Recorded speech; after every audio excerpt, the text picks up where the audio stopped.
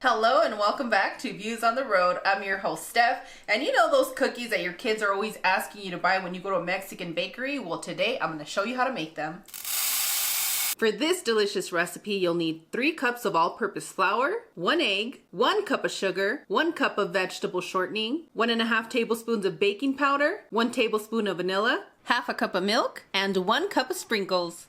Let's start off by fluffing our flour and placing it in our bowl.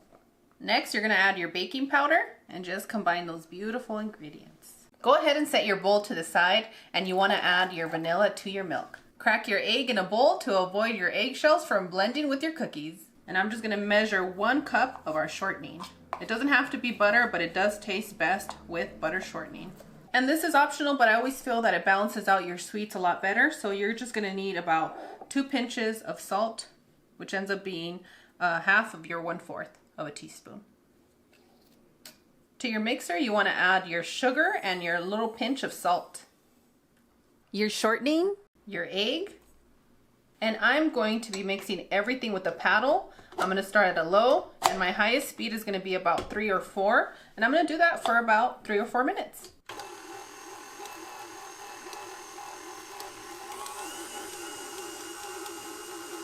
After about 1.5 minutes of mixing, I'm just going to come and scrape the bowl to make sure that everything is well combined. Oh, that already smells so good. It's been about 3.5 minutes, so it's going to take you anywhere from 3 to 4 minutes to get the fluffy combination that we need. And let me show you what that looks like. Just nice and fluffy. Little blend. Another way you can check if you're ready is when you place it in your hands and you don't feel any of the sugar grains. Unless you're using the Mexican sugar, you're going to feel a little bit of it, but other than that, you should be good to go. And now you want to start adding your milk and vanilla blend gradually. I'm going to slowly pick up the speed all the way up to a 6 until everything is well combined.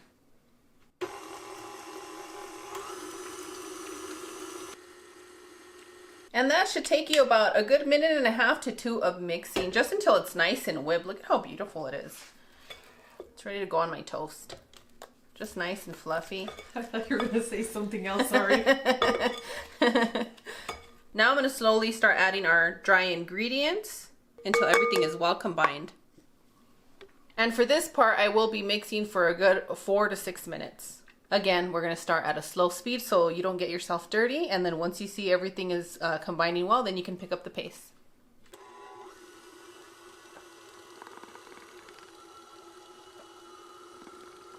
Make sure to scrape your bowl periodically, which means about at least once while you're mixing your cookie dough.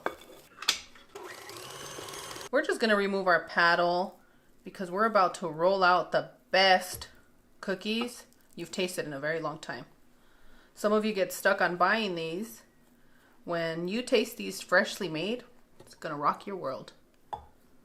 You make these for the kids often. Yeah, I do, baby. Absolutely loves these cookies. So when your kids love a certain recipe, you have to learn how to make it. Dust your counter with some flour. You want to pick something where you can place your sprinkles and just have fun with it.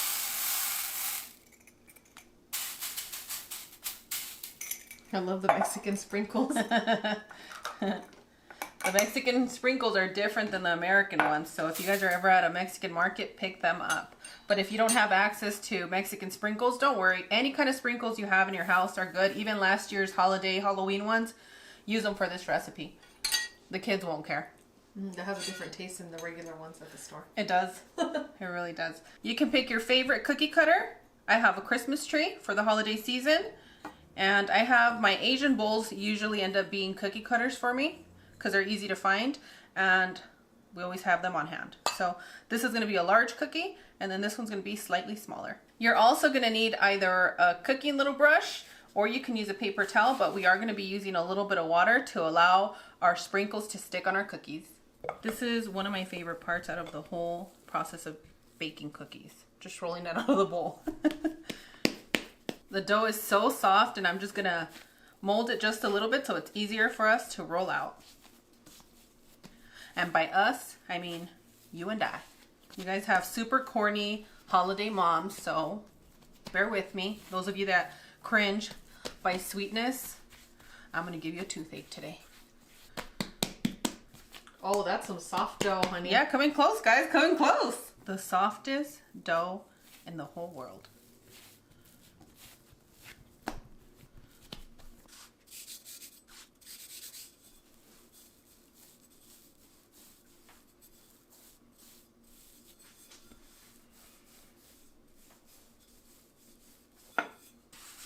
I think I might have lied a little bit. That sound from rolling your cookies is probably the best part.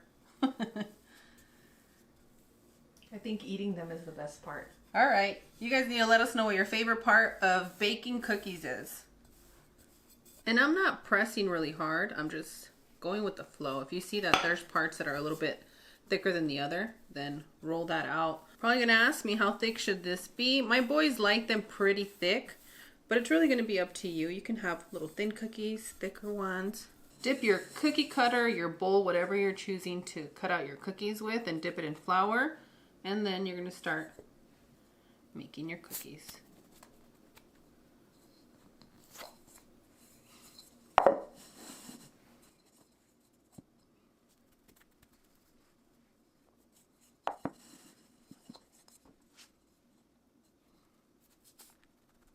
This is today. It's the softest dough that I've ever worked with.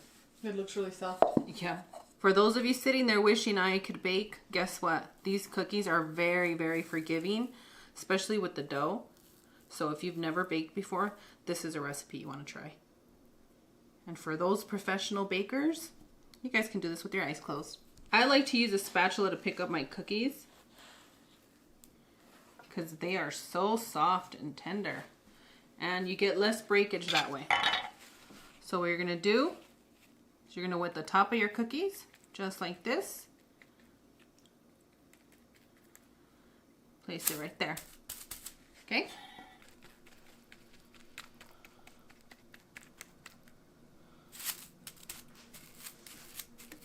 Give that a good press. These cookies need no press.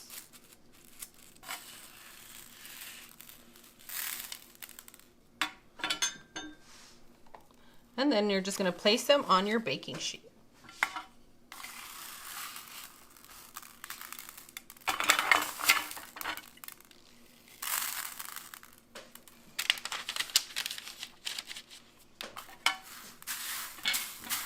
If you're having birthday parties for kids, these cookies are a crowd pleaser. And while you're setting up the rest of your cookies, you're going to have your preheated oven at 300 degrees and we're going to bake for 25 to 30 minutes.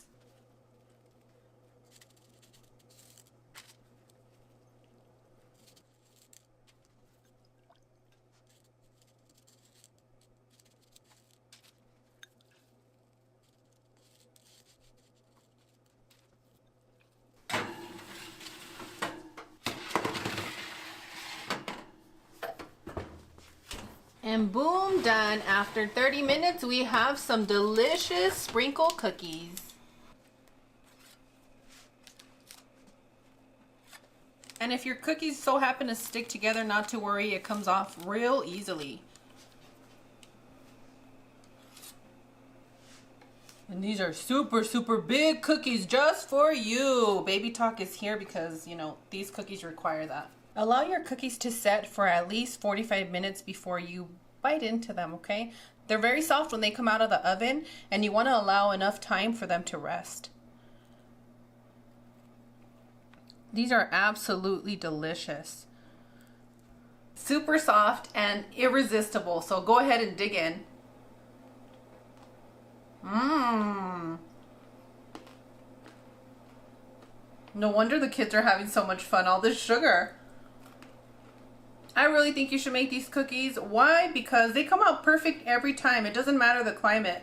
I've been in arid climate, super humid, snowy climate like today, and these cookies are always perfect. But I am going to share a tip with you, so come in close. As you can see, the sprinkle on the cookies is slightly different, but similar.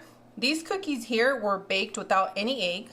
They were baked at 350 degrees for 20 to 25 minutes, and you get a better crumbly cookie. More traditional, right? It's more traditional, like the one you get at your bakery that's been sitting there for a few days. And there you go. That's the difference. I like the one without egg because I can dip that cookie in my coffee. Yes, you get it, Cloud. That's why I had to show you guys. If you happen to run across an egg shortage in your area, not to worry. These cookies right here were made without egg. They taste absolutely delicious.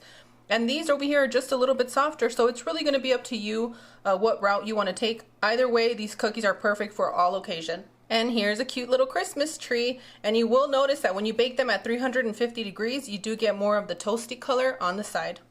As always, Cloud and I are wishing you the best. We absolutely adore you. And on that one, we'll see you guys tomorrow. Bye. Adios.